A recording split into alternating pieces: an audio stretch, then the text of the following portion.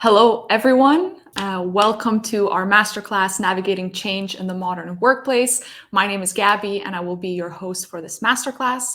We have a really great masterclass in store for you. And as always, our masterclasses are interactive.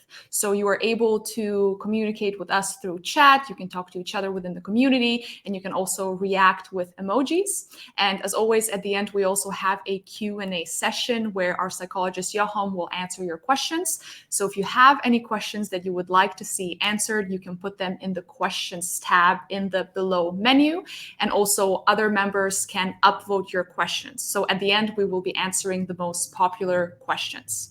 This masterclass is going to be led by our psychologist, Johan, and Johan will be right with you just in a few seconds.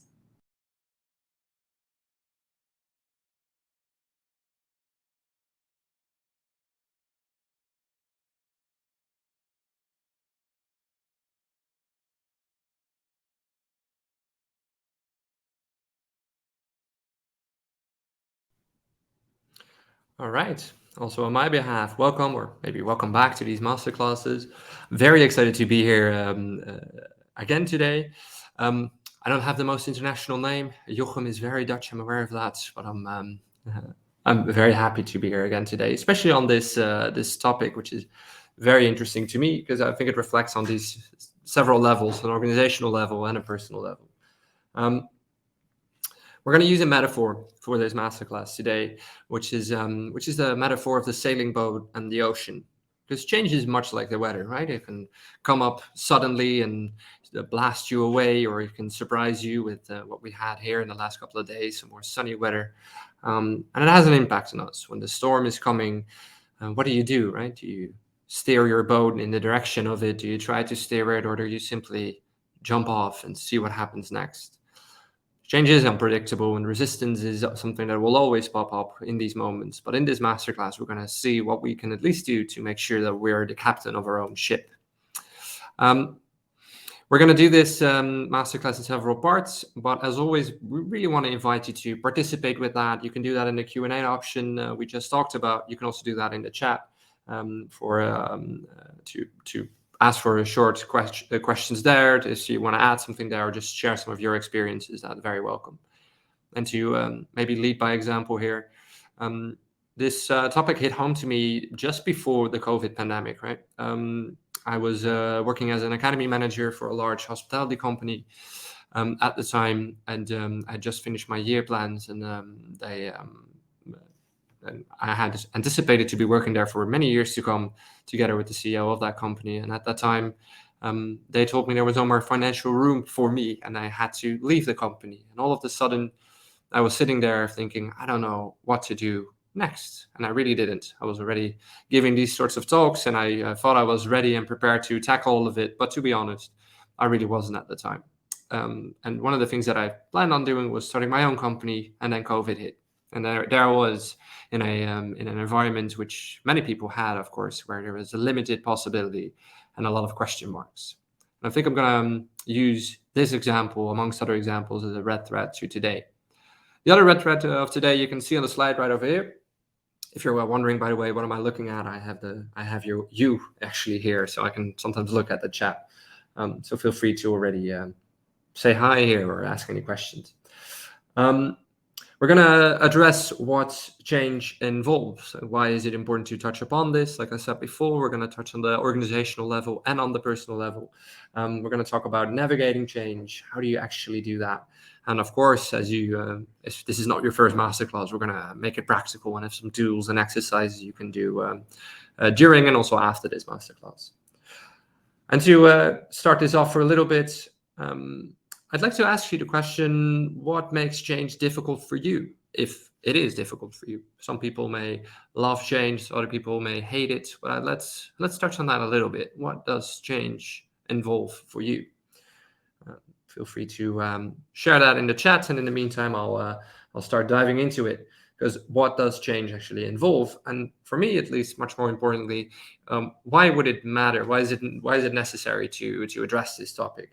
And for that, I'd like to refer you to a study done by the Workforce Institute at Kronos, where they looked into how do people deal with change and how are people dealing with their ways of working. And two of the findings I'd like to elaborate a little bit on was that 46% felt that the pace of working was too fast, which means that they didn't really feel like they had the time to catch up, or that to get back to that metaphor, that their boat was not fast enough, right? Then the other one was that 54% lacked the time to learn and develop the skills necessary to deal with that. So they knew how to sail one boat, they hadn't learned how to do the other one. And I'm seeing this already popping up, a lack of control, right? A lack of having a sense of grip on the situation. I like that Liz here is saying excitement most of the times. Also happy to read that, because we're going to address some of the other mindsets on change definitely as well. Getting out of your comfort zone, as Daniel says here, is a very important aspect of it, of course. And I think that's what it usually is, and definitely one of the stressful things about it. All right.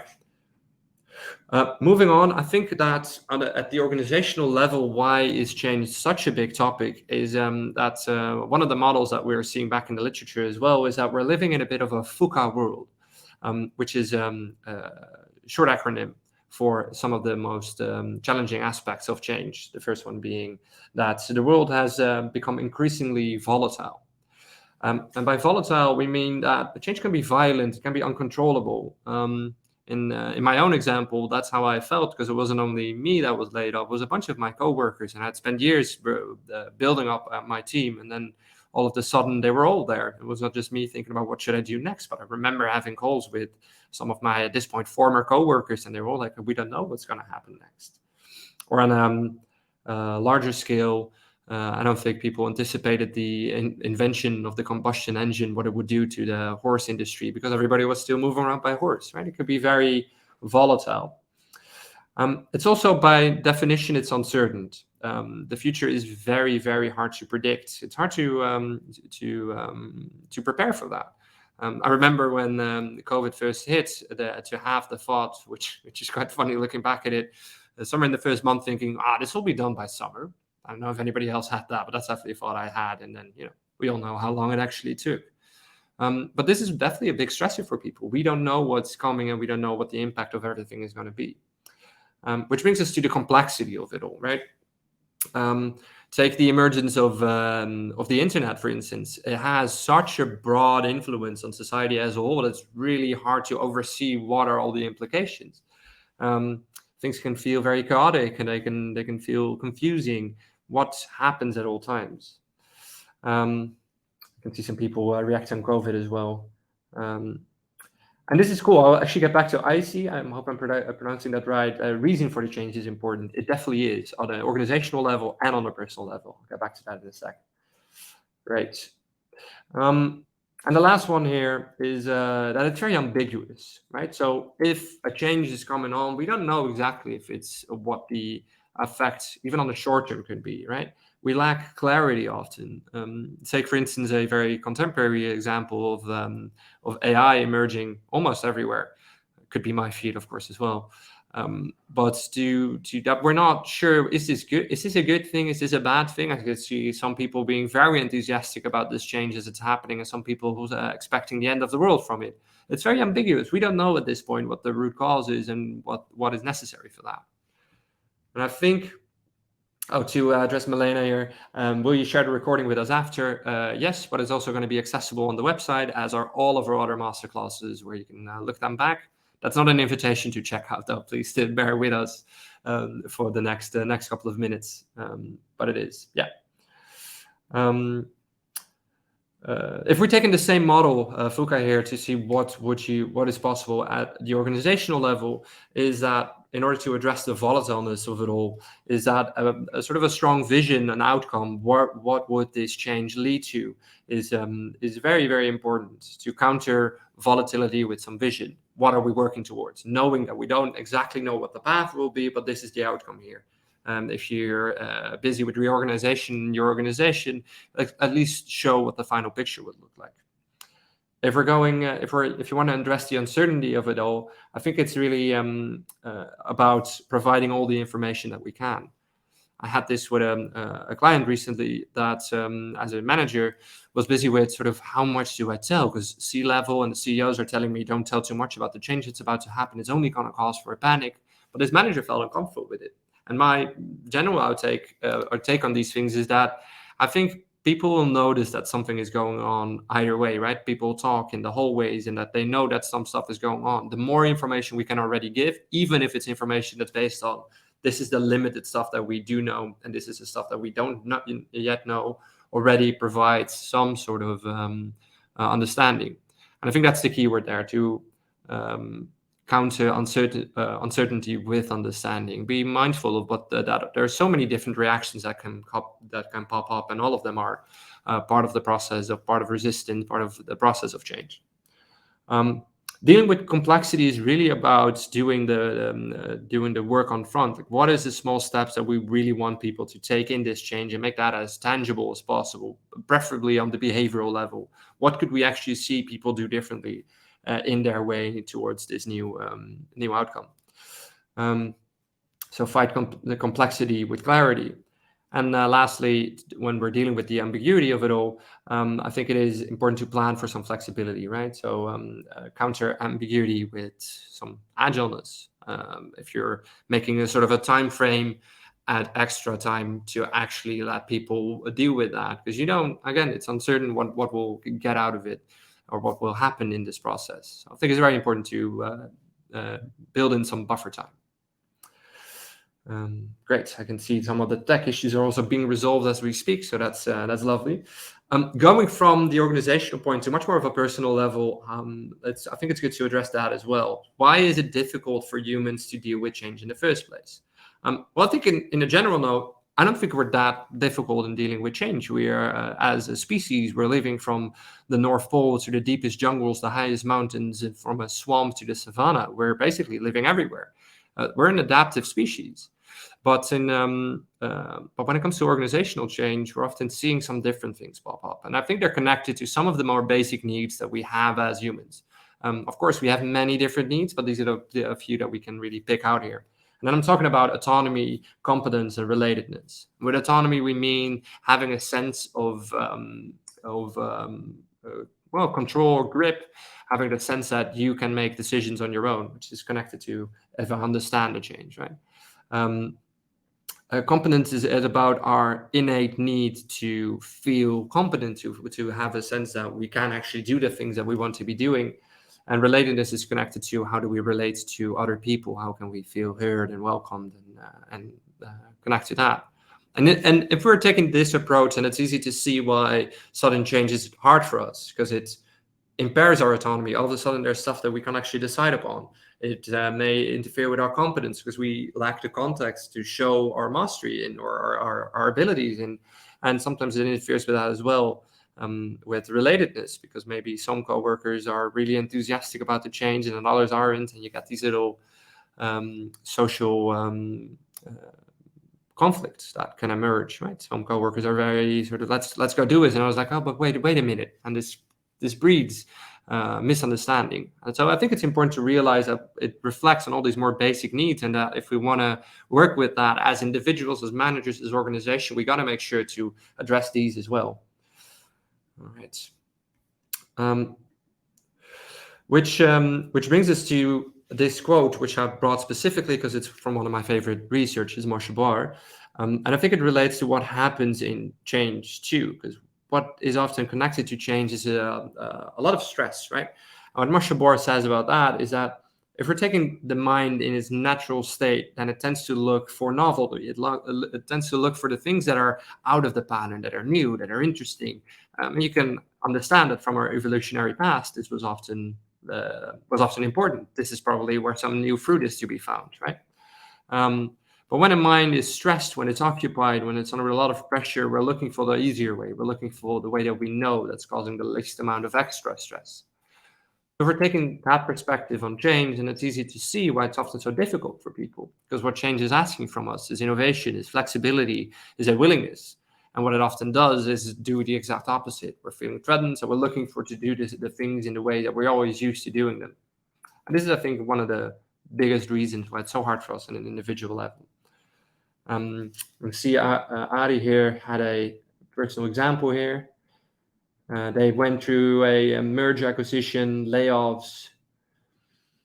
Yeah, this is interesting. I actually had a client recently that also had that they stopped working with an entire team, and within that team, my client expressed that some people started crying almost immediately. Other people were staring at a wall. Other people were very angry, and yet again, other people were started making jokes all of the time. I think no response is strange in these situations. We don't get to deal with sudden change that often, and it's any response is natural, in my opinion. There, I think it's important to make some space for that. Which of course brings us to how to then navigate. How do we grab our sailing boat and actually steer it in the direction we want to be steering it to? So to dive into that, I think actually navigating your boat relies heavily on two aspects that we'd like to address a bit more in detail here. It's on building resilience, the capacity to face life's challenges, and to build on positivity, our mindset. How do we view and how do we perceive and how do we interact with the world around us? And to dive in the first one, that second one first, I'd like to take the example of this man right here. And if you were around and watching television in the 80s, you might have seen this person. Otherwise, don't worry, I'll tell a little bit about this guy right here. This is Matt Biondi.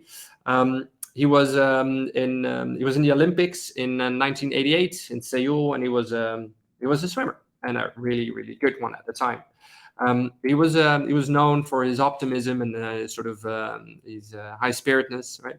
And his specialty was the 100-meter butterfly. Right? He was really fast in that, and he had a lot of fans. He was a charismatic guy, and people like to look at him.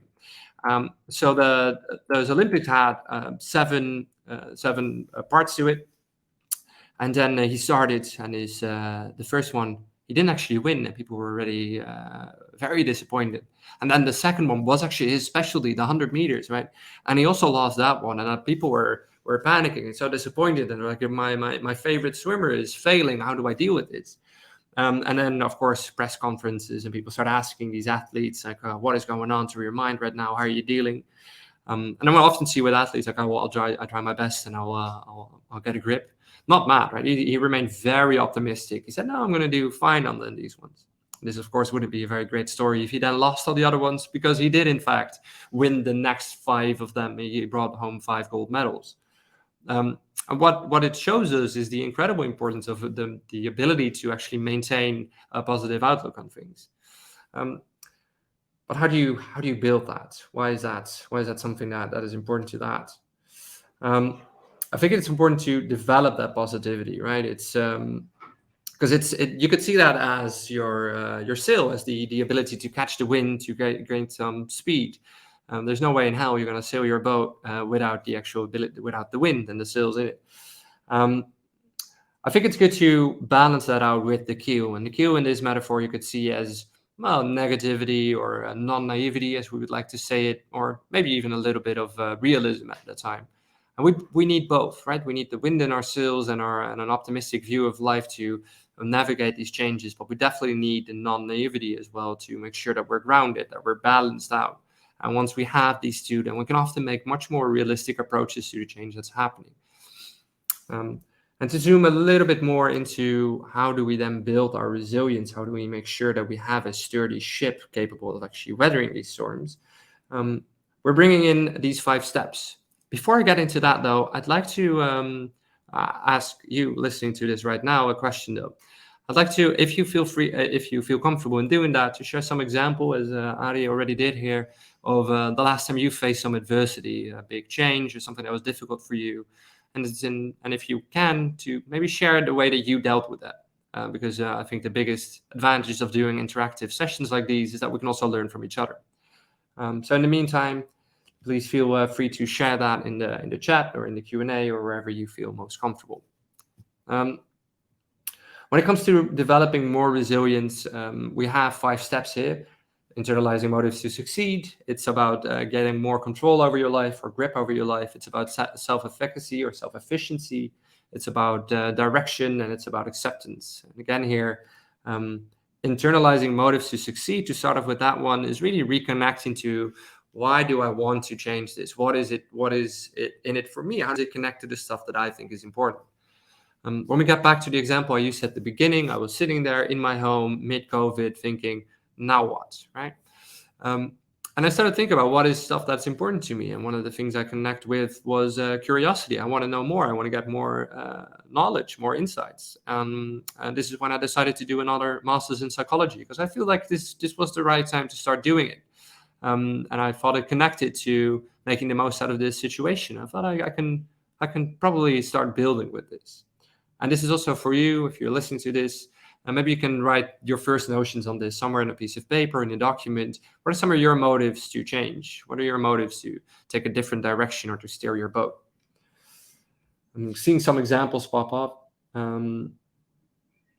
Yeah, Bob is saying that it could be a very good thing to change. I would agree, but yes, it is difficult if it isn't rolled out well. I see Olivia moving from Europe, from the US. It is definitely difficult to also deal with all these new cultures. I can imagine that. Staying positive by reflecting on how amazing this opportunity is. This is a very great example of keeping that Matt Bondi optimism going. I really like that. Nice. We're seeing a lot of examples. Nice. I'm liking what Caroline also addresses reflecting. I think that's very important to maintain that. Yes. Safety is here as well. I'm going to address that in a minute too. Thanks, Danique, for adding that to it. Provide some psychological safety as we're doing it.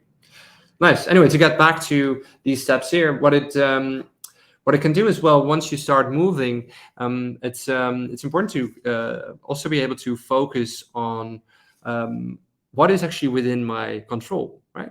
How can I steer my sails? How can I grab the rudder and get it in the direction that I want to be doing it? Thereby acknowledging, right, we still can't hold the storm, we still can't hold the waves, but we can steer a boat. So for me, that meant I can, if I want to do this, it means that I have to get finances somewhere because I can't actually afford all of this. So I found a job that would enable me to work from, well, everybody had a job that would, or most people had a job that enabled them to work from home. But in my case, it was flexible and I could combine that with my studies. I was able to get some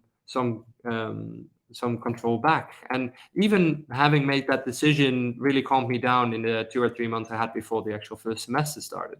And I noticed that, having a little bit of grip back really helped in calming me down in my worries and anxiety about this change that was happening in my life. And that's exactly what we mean with self-efficiency or self-efficacy. That this basically means that you have faith in your ability to face this. And one of the things that I started noticing, because I'd been working for a couple of years, as I was doing this master's, that it's much easier to do a master's once you have a sort of more developed brain and you're actually used to working and planning stuff. And it really helped me to, I can actually do this. I'm noticing I'm on, as compared to the first time I was studying, all deadlines are met, all papers are done. It's going well. And I think this is where I picked out I think it was, I can't remember who said it here, but reflecting. It's Caroline here. This is where this comes in. Really reflecting on, see, this is what I am doing well, and this is how I'm getting. This is how I'm getting my progress. Basically, measuring the distance that you're sailing every once in a while. Which brings us to the compass on your boat, to set the direction, preferably based on some of the things that you value, as it was for me with my curiosity, to make sure that you're going there. And the cool thing about this is it isn't just about setting a fixed goal that you're working towards, but really using what you think is important to get to where you want to be. And I think this is also checking in every now and then. Where am I at and what's happening to me? And am I still facing north if I want to be facing north?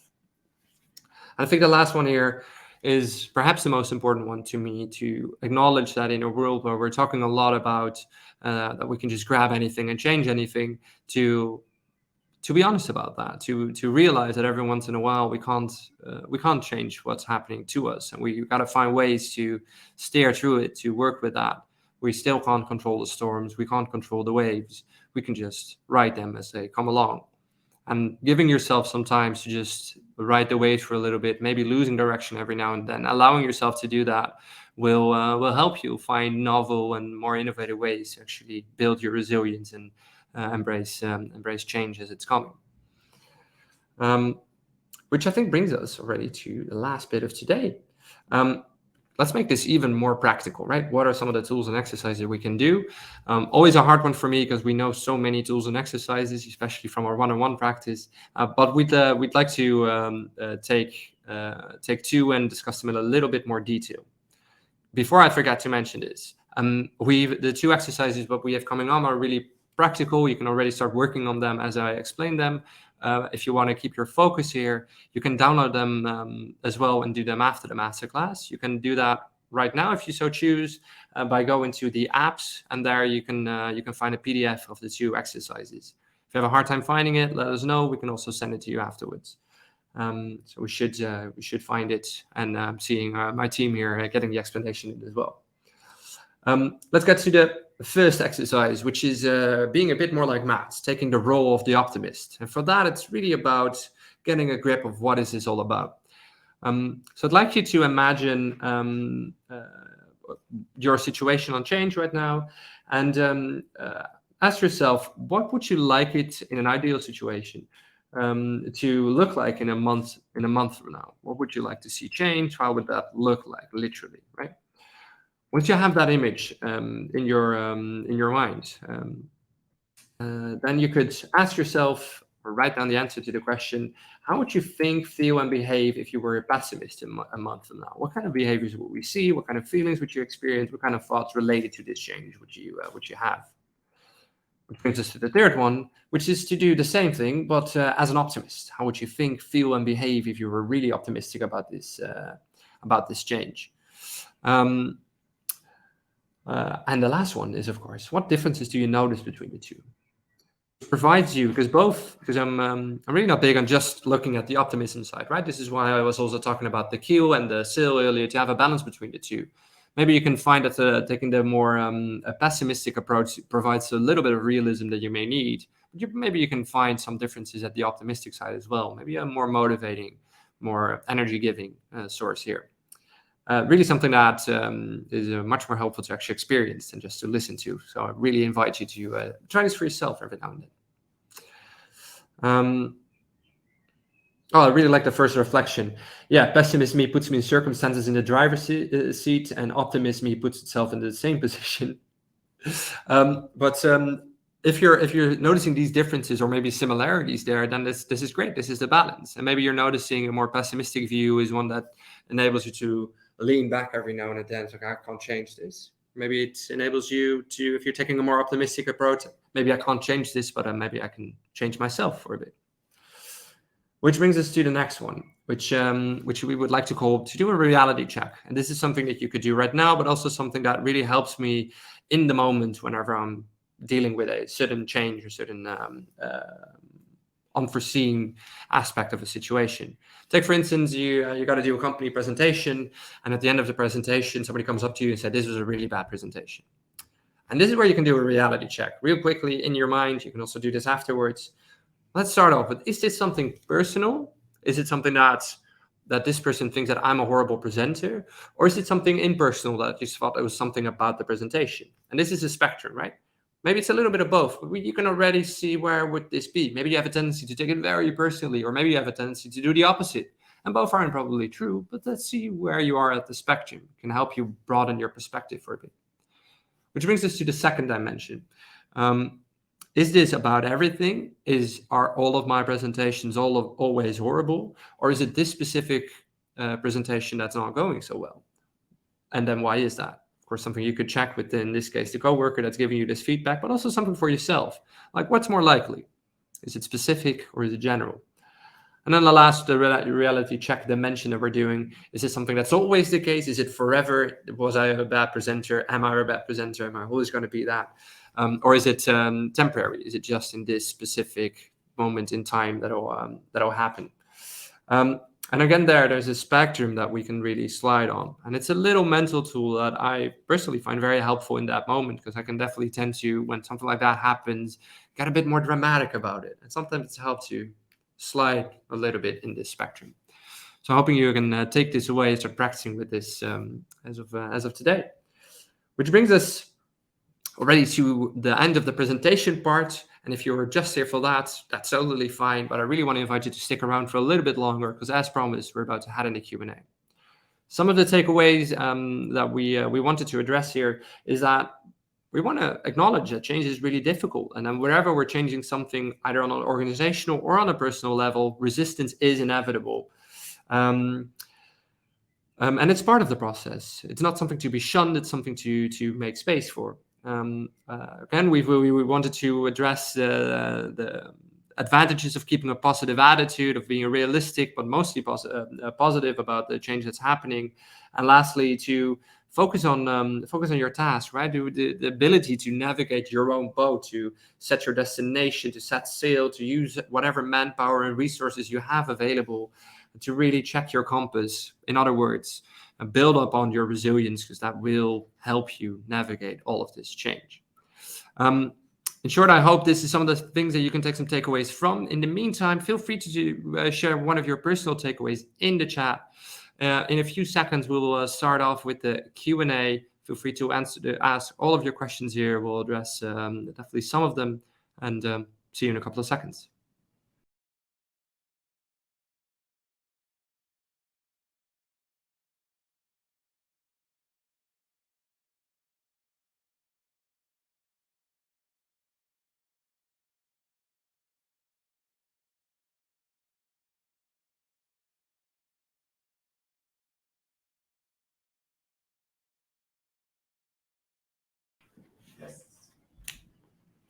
Yes, thank you, Joachim, for a really great and interesting masterclass. Definitely very relatable. And I saw that questions are already coming in, so we'll head straight into the Q&A.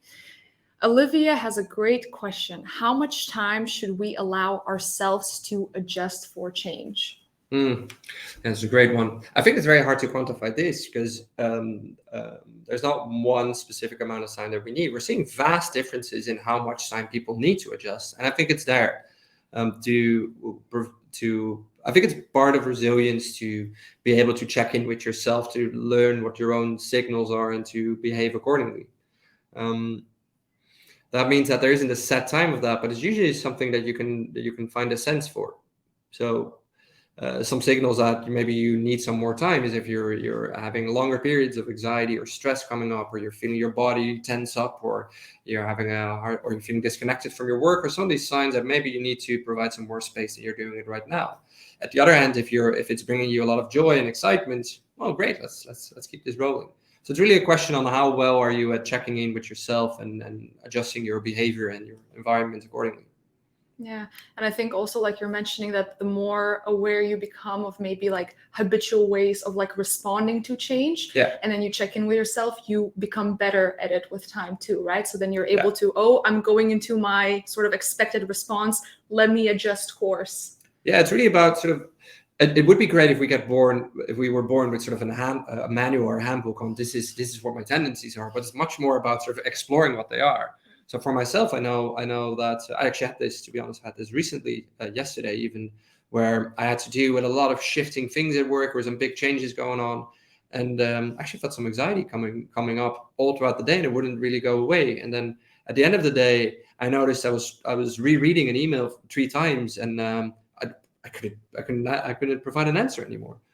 And it made me realize that this is one of these things, right? I'm just sort of, it's not that I can't make the answer, it made me realize that this is me overstimulating myself.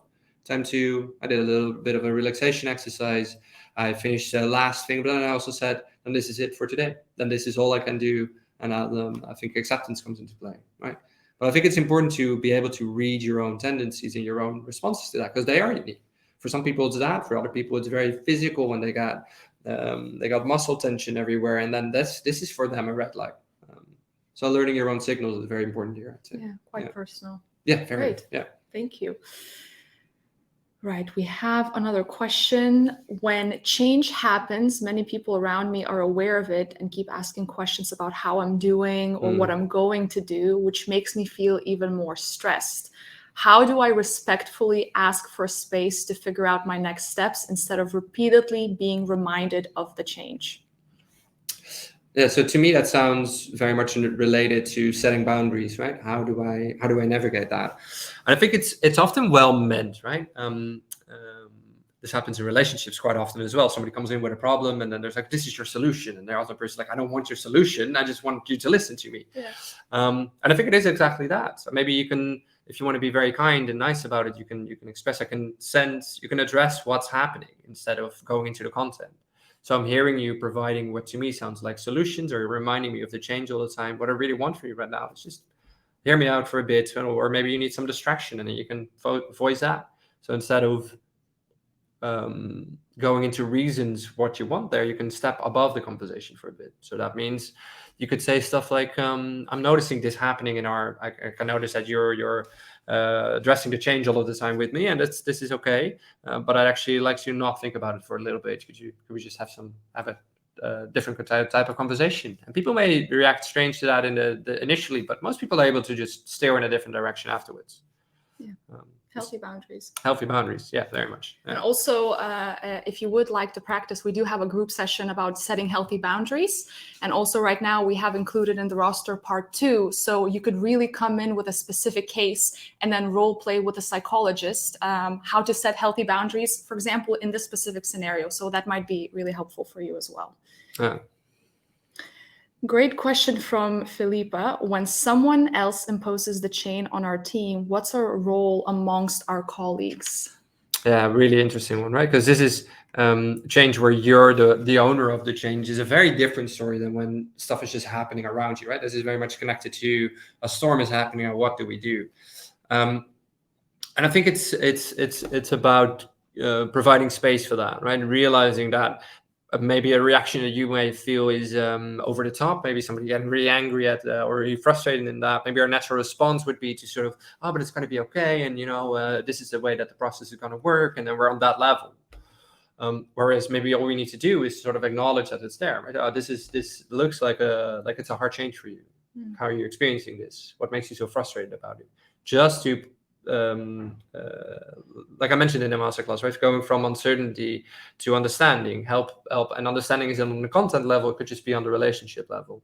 So maybe you can't change the change, but you can at least help your co-workers by just being there, providing some space. And especially as a manager, I think it's not just about what I hear really often, that my door is always open, they would say to their employees, right? My door is always open.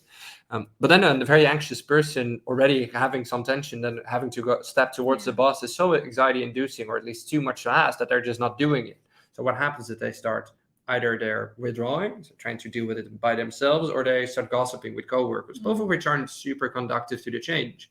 So that I would say, make time for that. Literally, so get the people in a room, one-on-one or in a group, and ask them about it. Worst thing that could happen is an employee saying, I'm actually fine with all of this, and then you have some meeting space left for other things. And the best thing that could happen is that somebody finally feels understood and heard, and you can take them along with you in your process of change. Nice.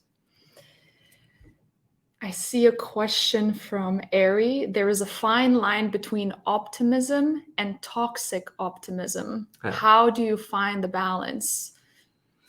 Yeah, it's a great one. I remember reading the book, The Subtle Art of Not Giving a Fuck. It's a quote, so it's not cursing. I don't know. It's a great book. Yeah, right. And he says in there, no happy person has ever had to look in the mirror and tell themselves that, which I thought was a lovely quote. But to me, this is where the balance is. So when you're telling yourself, I'm going to do great, and you don't believe a single word of it, maybe this is where the balance is. So maybe you don't have to tell yourself that you're going to do great. Maybe you can tell yourself, I'm actually feeling quite nervous about this. That's okay. What do I need? What do I need to navigate this, all whilst being nervous or stressed or dealing with this? Because that to me is also optimism. It's realistic optimism, which is one of my favorite kinds. And again, this is the importance of checking in with yourself. Do you still believe the words that you're saying to yourself? Yeah. I see a question from Alessio. Do you know the concept of anti-fragility? If I understand correctly, do you have any thoughts on it? Well, this is one of these points, right? Are you going to be honest or not? I have not heard of this concept. If I were to look at what it would probably mean, then it's maybe that you harden yourself. Because I do know a lot about there's definitely a lot of research on the concept of hardiness, that people tend to differ in their ability to cope with the sort of stresses of life, which is which is an interesting topic to me. I don't know if it responds to that. If Alicia wants to elaborate on this a little bit more, I'd be happy to.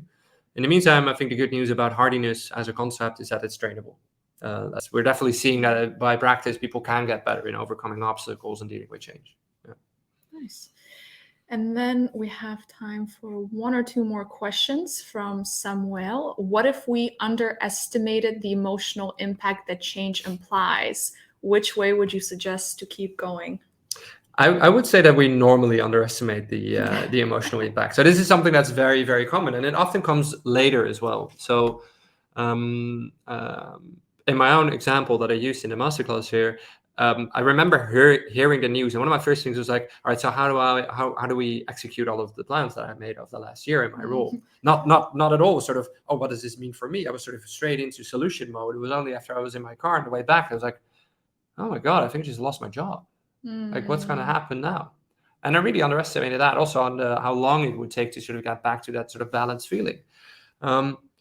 Which way would I suggest to keep going? Well, maybe allow yourself to float for a little bit, to just be in the waves for a bit, see what happens. Maybe at some point you figure that out. This is why I brought the Marcia Bart stuff, because he's a big, or the research is really suggesting that one of the things that we have right now is so much information to process, is so many things to address, that this takes away the mind's natural tendency to be open to all sorts of other things. Like how many times haven't you had this brilliant idea when you were in the shower, or taking a walk, or just doing anything, right? This is because then we're not overloaded. So when we don't know which direction to go, my general advice is sit and wait for a bit. Something will probably pop up. And if it isn't, then at least you're well rested. Yeah. And if you can't, I guess, sit and wait for a bit, just go take a shower. Yeah, exactly. It's really I think it's really practical. Yeah, take showers. Great. Thank you so much, Joachim, for all of your input on the masterclass. Thank you all for joining us. We hope you enjoyed the masterclass. And if you would like to learn more about navigating change, we also have a mini course available that you can sign up for. Our great team member is going to drop the link in the chat right now. And we really hope to see you in the next masterclass as well. But until then, have a great rest of your day. Thank you very much.